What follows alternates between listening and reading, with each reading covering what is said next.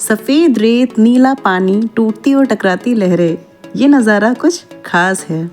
ये सुनकर तो डेफिनेटली आपका भी मन करा होगा कि इंडिया के किसी बीच में जाके ऐसी खूबसूरती के मज़े लें।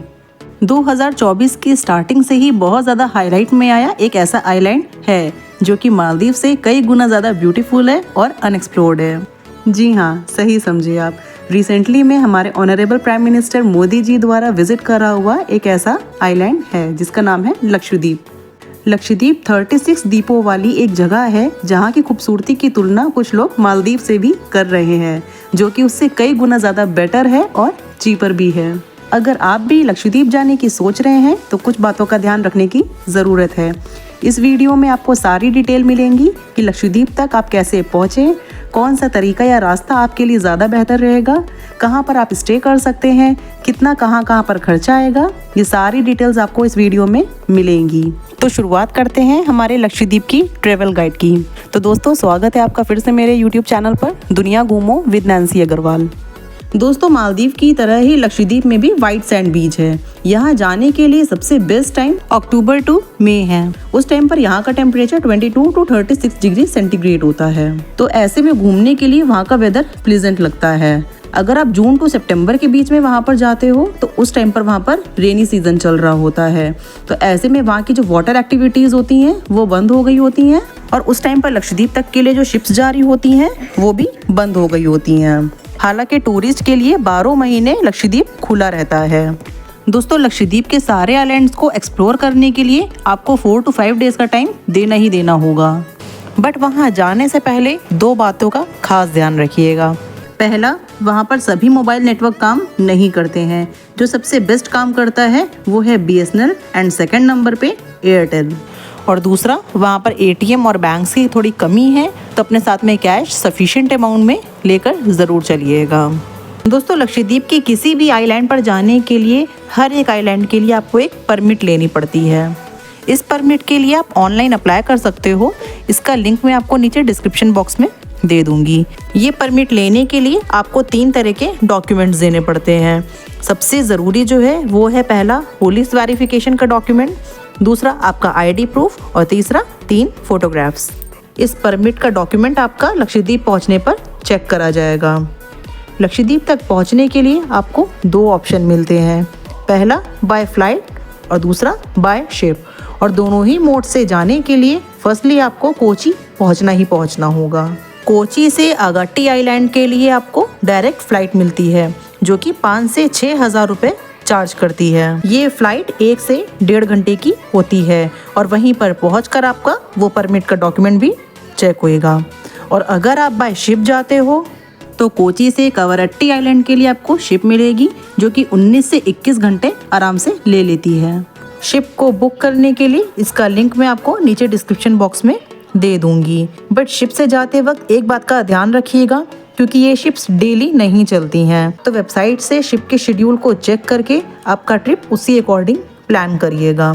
ऐसे में आपका ये भी हो सकता है कि एक आइलैंड पे आपको 2-3 दिन ही स्पेंड करने पड़े, क्योंकि जो नेक्स्ट शिप का शेड्यूल होगा वो आफ्टर 2-3 डेज भी हो सकता है। दोस्तों, जैसा कि मैंने आपको शुरुआत में ही बताया था कि लक्षद्वीप 36 आइलैंड्स का एक ग्रुप है, जिसमें से टूरिस्ट के लिए सिर्फ 6 आइलैंड ही घूमना अलाउड है। उनका नाम है अगाट्टी आइलैंड, कवरट्टी आइलैंड जो कि कैपिटल है लक्षद्वीप की, बंगाराम, कदमत आइलैंड, कल्पेनी आइलैंड और मिनिकॉय। और इन आइलैंड में से 3 आइलैंड मेन हैं जो घूमने के लिए ज़्यादा फेमस हैं, अगाट्टी आइलैंड, बंगाराम और कल्पेनी आइलैंड। एक आइलैंड से दूसरे आइलैंड जाने के लिए वहाँ पर शिप्स और फेरीज चलती हैं और कहीं कहीं पे स्पीड बोट्स भी चलती हैं। और अगर रेनी सीजन नहीं है तो उस टाइम पर एक आइलैंड से दूसरे आइलैंड तक पहुंचने के लिए हेलीकॉप्टर की भी फैसिलिटी अवेलेबल है। यानी कि अगर आप सपोज करो कि अगाट्टी आइलैंड से कवरट्टी आइलैंड आप जा रहे हो बाय शिप, तो 3rd क्लास की टिकट आपको 1500 रुपये पड़ेगी, 2nd क्लास की टिकट 3810 रुपये पड़ेगी, 1st क्लास की टिकट 5820 रुपये पड़ेगी और VIP टिकट 10,610 रुपये पड़ेगी। और ये सारे ही रेट्स पर हेड हैं। और ये शिप्स ऑल टाइम नहीं चलती है, जैसा कि मैंने पहले भी बताया, तो इसका भी शेड्यूल चेक करके जाएं। अदरवाइज आपको सेकंड ऑप्शन मिलता है फेरीज का, जिसका टाइमिंग शेड्यूल और फेयर आपको वहीं पहुंच के पता चलेगा। और आइलैंड का लोकल सीन घूमने के लिए आप वहाँ पे स्कूटी हायर कर सकते हो, जिसके चार्जेस 300 से 500 रुपये पड़ते हैं, जिसमें पेट्रोल आपको अलग से फिलअप करवाना पड़ता है। दोस्तों, आपको एक बात जान के काफ़ी हैरानी होगी कि लक्षद्वीप में नॉर्मल सिटीज़ की तरह पेट्रोल लेने का सिस्टम नहीं है। जैसे कि आप राशन कार्ड यूज़ करते हो, वैसे ही वहाँ पे पेट्रोल का कार्ड बनता है, जिसकी कंडीशन होती है कि पर व्हीकल पर मंथ 10 लीटर ही पेट्रोल ले सकती है, जिसमें फर्स्ट 15 डेज़ में आप 5 लीटर पेट्रोल ले सकते हैं एंड नेक्स्ट 15 डेज़ में आप 5 लीटर पेट्रोल ले सकते हैं। इसके लिए उस कार्ड पे पूरी एंट्री होती है। दोस्तों, एक बात आपको और अलग पता चलेगी कि लक्षद्वीप में कोई इलेक्ट्रिसिटी सोर्स नहीं है, तो ऐसे में पूरी लक्षद्वीप की लाइट जनरेटर के थ्रू चलती हैं।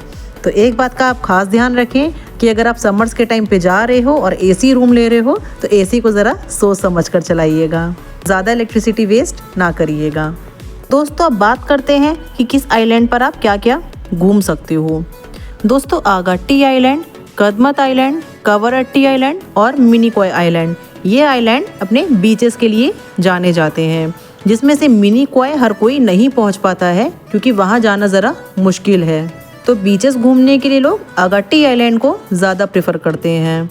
तो आप आगाट्टी आइलैंड में बीचेस घूम सकते हो और जितनी भी वाटर एक्टिविटीज़ होती हैं जैसे कि scuba diving, snorkelling, glass bottom boating, ये सारी ही एक्टिविटीज़ आप आगाट्टी आइलैंड में ही कर लेना। इसके बाद आप कल्पेनी आइलैंड जा सकते हो। आगाट्टी से कल्पेनी आइलैंड तक पहुंचने में आपको 10 से 15 मिनट लगते हैं। कल्पेनी आइलैंड में आपको लिविंग कोरल्स और सी एनिमल्स देखने को मिलेंगे। ये आइलैंड आपका एक ही दिन में कवर अप हो जाएगा। आगाट्टी आइलैंड को घूमने में आपको 2 दिन लग जाएंगे। इसके बाद आप जा सकते हो आगाट्टी आइलैंड से बंगाराम आइलैंड।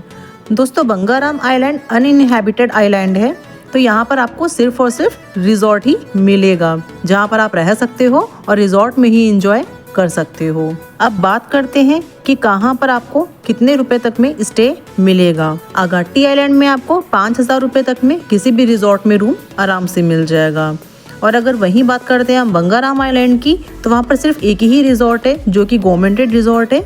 उसमें चार्जेस आपके 10,000 रुपये तक पड़ते हैं पर रूम के। और वहीं जो इनहैबिटेड आइलैंड हैं, यानी कि आगाट्टी आइलैंड, कवरट्टी आइलैंड या जितने भी आइलैंड्स हैं, इनमें अगर आप लोकल के घर में रह लेते हो यानी कि होम स्टे लेते हो, तो ऐसे में आपको 1,000 रुपये तक के चार्जेस पड़ सकते हैं। तो दोस्तों, ऑल टोटल अगर मिला के देखा जाए तो लक्षद्वीप अगर आप इंडिविजुअली अपने आप से घूमने जाते हो तो ऐसे में लक्षद्वीप घूमना आपको थोड़ा सा महंगा भी पड़ेगा और थोड़ा सा मुश्किल भी रहेगा। यानी कि अगर आप आना जाना मिला के, वाटर एक्टिविटीज़ मिला के, स्टे मिला के ऑल टोटल कैलकुलेट करोगे तो पर हेड आपका आराम से 50 से 60,000 रुपये लगेगा ही लगेगा, जिसमें परमिशन की हेडेक अलग है। तो ऐसे में आप समुद्रम पैकेज भी बुक कर सकते हो। ये गवर्नमेंट का चलाया हुआ लक्षद्वीप टूरिज्म का पैकेज है। ये पैकेज कोची से स्टार्ट होता है, जिसमें आपको 3 आइलैंड्स घुमाए जाते हैं। ये पैकेज 4 नाइट 5 डेज का होता है। सबसे अच्छी खास बात इसमें ये है कि आपको किसी तरह की कोई परमिशन नहीं लेनी होती है, सिर्फ और सिर्फ ये पैकेज बुक करना है। क्योंकि ये गवर्नमेंट का पैकेज है, इसलिए आपको परमिशन नहीं लेनी पड़ती। इसमें आपको ना ही घूमने की हेडेक है, ना ही खाने पीने की हेडेक है, ना ही इधर से उधर जाने की हेडेक है। सब कुछ इसमें इंक्लूडेड होता है। दिन में आप आइलैंड में घूमोगे, रात में आपको शिप पे ही स्टे मिलेगा, जिसमें आपका एक आइलैंड से दूसरे आइलैंड जाना इंक्लूडेड है, मील्स इंक्लूडेड है और कुछ वाटर एक्टिविटीज़ भी इंक्लूडेड है। समुद्रम पैकेज में 2 क्लास पैकेजेस हैं, जिसमें से गोल्ड है एंड डायमंड है। अगर आप गोल्ड क्लास लेते हो तो 30,000 रुपीज़ पर हेड चार्जेस पड़ते हैं, और अगर आप डायमंड क्लास लेते हो तो 40,000 रुपीज़ पर हेड चार्जेस पड़ते हैं, जिसमें अगर आपके साथ 1 साल के ऊपर का बच्चा भी है तो उसके भी चार्जेस पड़ेंगे। 1 ईयर अबव चिल्ड्रन के लिए गोल्ड क्लास की टिकट 25,000 रुपये पर चाइल्ड है और डायमंड में 35,000 रुपीज़ पर चाइल्ड है। अब अगर इस कंडीशन में आके देखा जाए दोस्तों, तो ऐसे में आपको समुद्रम पैकेज थोड़ा सा महंगा पड़ेगा। अगर आपके साथ बड़ा बच्चा है तब तो आप इस चार्जेस को आराम से पे कर सकते हो। वहीं अगर आपके साथ 2 से 3 साल तक का या बहुत छोटा बच्चा है तो ऐसे में इतने ज़्यादा चार्जेस देना कोई मतलब नहीं बनता है। तो ऐसे में आप किसी ट्रेवल एजेंट के थ्रू अपना पैकेज ले सकते हो, जिसके लिए कई सारी वेबसाइट्स भी हैं जो लक्षद्वीप के लिए टूर पैकेजेस देती हैं, और कई ट्रेवल एजेंट्स भी हैं जो लक्षद्वीप टूर के पैकेज आपको चीपेस्ट रेट में देते हैं। तो अगर आप किसी प्राइवेट ट्रेवल एजेंट से या किसी वेबसाइट से अगर आप लक्षद्वीप का टूर बुक करते हो तो ऐसे में सिर्फ आपको पुलिस वेरिफिकेशन का डॉक्यूमेंट ही देना पड़ेगा। परमिशन लेने की रिस्पॉन्सिबिलिटी उनकी हो जाती है। तो दोस्तों, यहाँ पर आकर आपकी लक्षद्वीप की ट्रेवल गाइड खत्म होती है। किसी भी तरह की कोई क्वेरी हो तो कमेंट सेक्शन में जरूर पूछिएगा। और अगर आप भी लक्षद्वीप घूमकर आ गए हो तो अपना एक्सपीरियंस कमेंट बॉक्स में जरूर शेयर करिएगा। और वीडियो पसंद आई हो तो लाइक एंड शेयर जरूर करिएगा और चैनल को सब्सक्राइब करना ना भूलिएगा। तो मिलते हैं नेक्स्ट वीडियो में एक नई ट्रेवल गाइड के साथ। तब तक के लिए बाय बाय।